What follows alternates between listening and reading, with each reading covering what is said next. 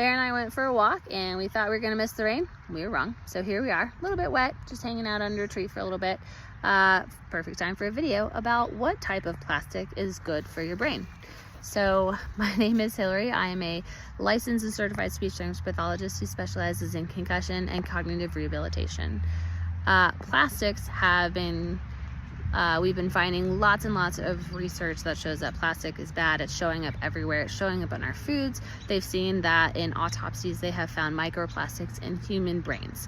So it's really not typically a very good thing for your brain. But the plastic that I'm talking about is something called neuroplasticity. So we talk about your brain being plastic. And what that means is it can change and it can grow with you. So it is not fixed. It is not something that even just developmentally speaking stays the same. Obviously my 5-year-old toddler has a very different brain than I do. Some of that's based on aging, some of that's based on experience, some of that's based on education and nurture and all that fun stuff. So when we say that the brain is plastic, it can change. And the way that I like to describe it is I think about your brain as kind of like a big city, or like kind of a roadmap basically. So you've got multiple cities. You can think about your cities as like the language center of your brain is a city and the memory part of your brain is a city. But that doesn't mean that you only use your memory center when you're doing things with memory. So from there, in order to have transportation around your cities, you've got different options. You can do things like have country roads. You can do things like have highways. You have bridges maybe. You've got super fast trains. Maybe you've got airplanes. Lots of different ways to travel. And when you think about it, things like airplane, fastest way to get from one point to another point for the most part.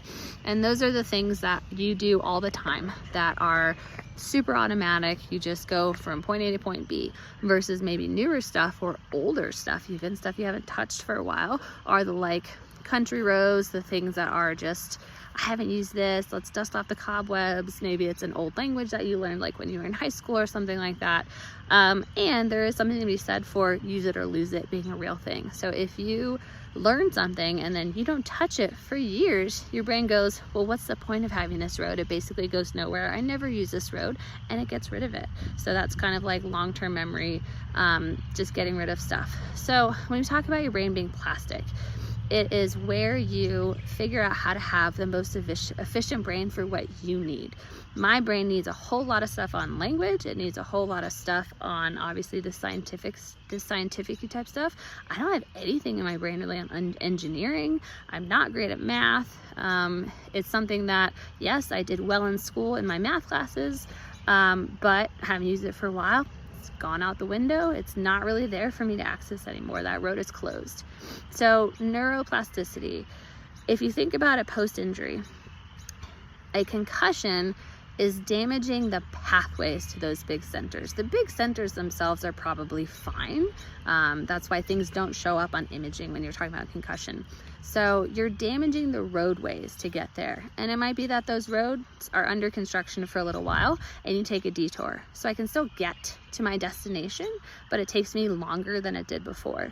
And then, you know, thinking about, can the brain heal and can it fix itself? Does it recreate the same pathways? Maybe. Does it decide that, hey, this other pathway is something that works well? Maybe.